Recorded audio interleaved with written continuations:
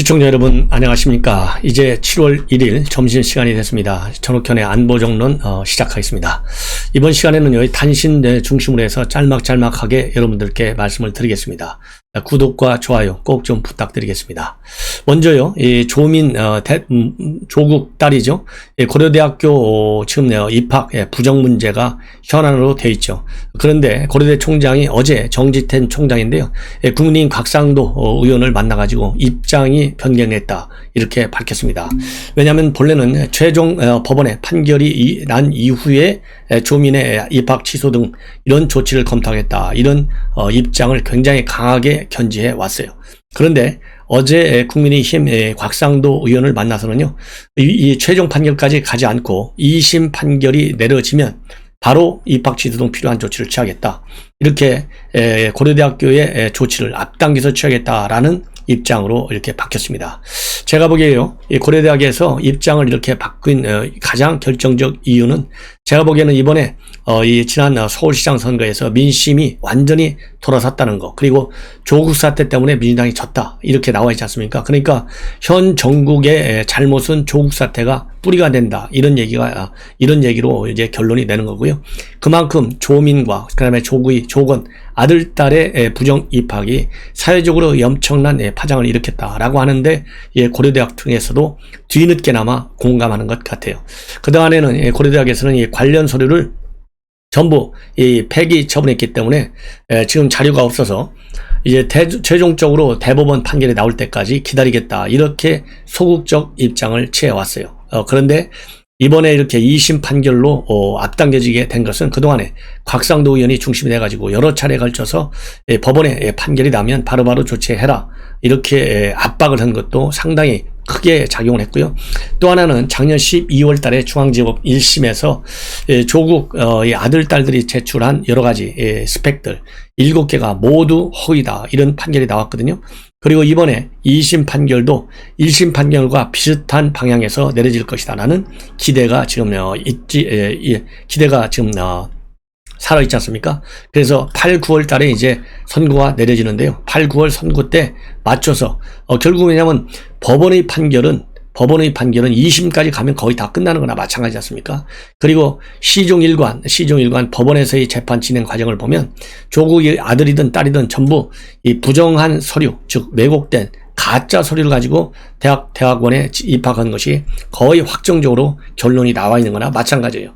그러다 보니까 이제 고려대학교도요, 지금 내부에서도 굉장히 불만이 많지 않습니까? 그래서 고려대학교도 그야말로 대한민국 사학의 명문인데 이러한 민심의 흐름을 따라야 되겠다라고 하는 뒤늦은 판단이 작용한 것 같습니다. 자, 다음에는요, 이 최재형 감사원장의 출마와 관련해서 여권에서 계속적으로 압박을 가하고 있고 비판을 하고 있어요.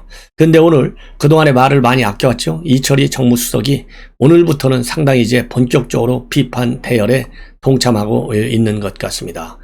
그래서 오늘 뭐라고 얘기했냐면요, 감사원과 관련해서 그동안 대통령은 일체 정치적인 중립성이라든가 독립성을 해야 하는 그런 일이 없었고 철저히 보장해 줬다. 그리고 대통령이 감사원에 대해서 이러쿵저러쿵 단 한마디도 언급한 바 없는데 개인의 정치적인 목적을 위해서 사퇴하는 것이라서 굉장히 아쉽고 유감이고, 이게 좋지 않은 선례로 남아서 다음에 오신 분들이 또 자리를 활용해 뭔가 도모할 수도 있겠다 싶은 그런 걱정이 조금 앞선다. 그리고 후임 감사원장 자리와 관련해서는요, 절차에 맞춰서 진행을 하고 있고 특별히 더 인사에 신중을 기해야 한다라는 생각을 갖고 있다, 이렇게 밝혔어요.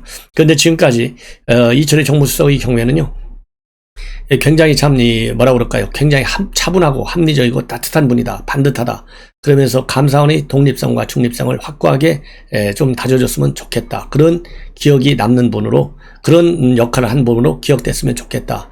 그리고 이 대통령의 인사권과 관련돼 있기 때문에 본인이 나서서 최재형 감사원장의 이런 정치적 선택 제약하는 것으로 비치는 발언에 대해서는 상당히 조심스럽다, 이런 얘기를 했는데요. 오늘 이 얘기를 보면 이제 대통령까지 인용을 해가면서, 그래서 대통령이 아무 잘못이 없다는 것이죠. 대통령은 철저히 중립을 보장해줘서 이 감사원에, 왜냐하면 최재형 감사원장이 사퇴한 것은 정치적인 중립성을 지킬 수 없을 정도로 외압을 많이 받았기 때문에 더 이상 견딜 수가 없다, 그래서 역설적이지만 감사원의 정치적인 중립성과 독립성을 지키기 위해서 내가 떠난다 이렇게 돼 있잖아요. 이런 논리에 정면 반박하고 있는 것이다 이렇게 보여집니다. 다음에는요, 이 공수처와 관련된 얘기인데요. 공수처 이 김진욱 처장이 계속 이상한 일을 지금 벌이고 있어요.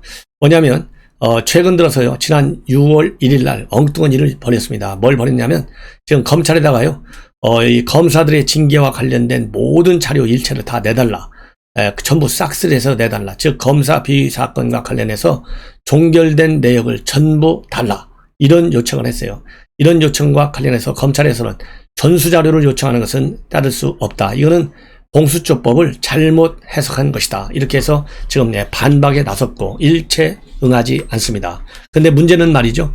이러한 이 검사 징계 자료, 종결 처분된 자료, 이 모든 자료에는 윤 총장의 징계, 그 다음에 감찰 기록까지도 전부 포함되어 있습니다. 그래서 여러분들 잘 아시다시피 추미애가 윤석열 총장 고발, 감찰, 그 다음에 징계를 지시했고 거기에 따라서 일부 감찰이 진행되지 않습니까? 그런 자료까지도 전부 다 내달라 이런 요청을 한 거예요. 그런데 여기에 대해서 아까 말씀드린 대로 이 대검에서는 이러한 이 공수처로부터 요청을 받은 검사의 전체 사건 목록, 불기소 결정문 전체, 기록 목록 전부 이런 거를 제출을 받은 것은 사실이지만은 이러한 공수처의 요청은 공수처법 취지에 벗어난 거기 때문에 전혀 법적 근거가 없다. 따라서 응하지 않겠다. 이래가지고요, 공수처와 검찰이 다시 한번 지금 부딪히는 상황으로 내닫고 있습니다. 예. 그래서 검찰 측 반발을 보면 지금 검찰 내부에서도 다른 수사기관의 자료를 제대로 쉽게 받아오지 못하는 그런 한계가 있기 때문에 압수수색 영장을 받아가지고 이런 근거 자료를 받아오는데 공수처가 각종 검사들의 감찰 및 수사 자료를 통째로 넘겨달라라고 공문으로 요청한 것은 절대 납득할 수 없다. 그래서 강력히 지금 반발을 하고 있습니다. 이제는요, 이재명 지사가 세계일보와 6월 30일 날 인터뷰를 했는데 이 인터뷰 내용에 이 조국과 관련된 이 발언 지금 많은 파장을 일으키고 있습니다. 뭐냐면요, 윤석열 총장이 총장을 하면서 선택적 정의를 행사했고 선택적 정의 때문에 수사권을 행사하는 바람에 결국 이 검찰에 의해서 피해를 입은 사람들이 있다. 예컨대 이게 누구겠습니까? 바로 조국이잖아요. 그런데 문제는 뭐냐? 세계일보와의 인터뷰 내용을 직접적으로 인용을 드린다면 다른 상황과 비교해서 윤석열이 선택적 정의 행사로 수사가 공정하게 이루어졌느냐라는 측면에서 보면 선택적 정의를 행사했다는 게 잘못된 수사를 했다는 것이죠. 예, 그런 점에서 보면 조국이 다른 사람에 비해서 억울하게 피해를 입었다고 생각하는데 일부는 타당하다고 본다. 그렇지만은 여기서부터가 이제 문제가 제기되는 거예요. 선택적 정의를 행사하는 검찰에 피해를 입었을지라도 현행법에 위반되는 행위를 했으면 거기에는 상응하는 책임을 져야 한다. 그래서 어느 한쪽이 일반적으로 억울하다, 잘했다라고 말하기는 어렵고 본인이 무죄라고 말해서 재판 결과를 보고 판단할 수밖에 없다. 그러니까 선택적 정의에 따라서 어떤 것은 수사하고 어떤 것은 수사하지 않고 이거는 문제다 이거예요. 그래서 그런 점에서 본다면 선택적 정의에 따라서 조국이 장관 되려고 하니까 임명을 해갖고 대통령의 임명권을 제한하는 이런 수사를 했다. 이거는 잘못됐다 이겁니다. 그런데 수사를 해보고 나니까 법을 위반한 내용이 있다 이거예요. 그러면 법 위반에 대해서는 거기에 상응하는 책임을 져야 된다. 그 점에 대해서는 조국도 감면을 해야 된다. 이런 취지의 인터뷰를 한 것입니다. 이러다 보니까 이 조국 지지층들이 지금 난리가 났어요. 난리가 나가지고 이재명 지사에 대한 지지를 철회해야 되겠다. 이제는 추미애를 지지해야 되겠다. 상당히 기회주의적인 발언이다. 이렇게 해서 지금 조국 지지자들이 말하자면 추미애 쪽으로 옮겨갈 것을 그런 경고하고 나섰습니다. 그러면 왜 이재명 지사가 이렇게 했겠습니까? 지금 조국 사태에 대한 책임론이 굉장히 여권내에서 크게 제기되고 있고요. 조국 때문에 망했다. 이런 인식이 퍼져 있어요. 그러다 보니까 조국을 끼고 들면 중도층인들이 표를 가질 수 있어요? 없잖아요. 그러니까 이재명이도 이 압도적인 그러한 이 다수 확보를 위해서는 중도층을 의식한 행보를 보여야 되는데 지금까지는 이 조국 문제와 관련해서 비교적 뭐라고 그럴까요? 이미 정쟁의 수단이 있기 때문에 내가 관여하고 싶지 않다. 이렇게 해서 조금 거리를 두었어요. 거리를 두었는데 이렇게 전격적으로 출마 선언 하루 전에 세계일보와의 통화를 통해서 조국이 수사를 받은 거, 이거는 뭐 이 수사권을 공평하지 않게 행사한 윤석열에게 책임이 있지만은 수사해보니까 잘못이 있는 거, 이거는 조국 당신 책임 아니냐, 이렇게 주장을 한 거나 마찬가지이기 때문에 서초동 집회를 주도한 분이 단체가 개국본이잖아요. 그래서 이 개국본은 대대적으로 지금 추미애를 지지하고 있어요. 추미애 지지하는 것은 결국 조국 지지 세력이지 않습니까? 친문 강성들 지지죠. 이 사람들이 이제는 이재명에 대한 지지를 철회해야겠다, 이렇게 지금 난리를 피고 있다는 보도가 나오고 있습니다. 그 다음에요, 이 백운규 봐주기 기소, 뭐 어제 제가 또 보도 드렸지 않습니까? 월성원전 사건과 관련해서 사실상의 가장 큰 몸통이 백운규이고, 그 다음에 최이봉과 이 정재훈 한국수력원자력 사장, 이 세 명인데요. 최이봉과 그 다음에 백운규에 대해서는요, 이 배임죄를 빼고, 그리고 이 정재훈 한국수력원자력 사장에 대해서만 배임죄를 적용했습니다. 이거와 관련해서 이 김기현 원내대표 오늘 이것은 반쪽짜리 봐주기 쇼다, 기소다, 이렇게 비판을 하고 있습니다. 그러면서 국민 세금을 축내고 국가 경제에 막대한 손실을 입혔는데도 배임죄에 해당되지 않는 것은 국민 기반이고, 김호수 총장이 정권 눈치를 봐서 반쪽짜리 봐주기 기소를 하도록 종용한 게 아니냐. 그래서 이 백운규 장관이 배임죄를 처벌받으면 그 사건의 배후에 숨어있는 몸통에 이르기까지 배임죄 형사 책임은 물론 수천억 원의 손해배상금을 물어내야 한다, 이런 책임을 벗어나기 위해서 사건의 실체를 은폐시키려고 한다, 이런 비판을 했는데요. 이게 누구겠습니까? 사건의 배후 저 안통에 숨어있는 몸통, 여러분들 뭐 잘 아시지 않습니까?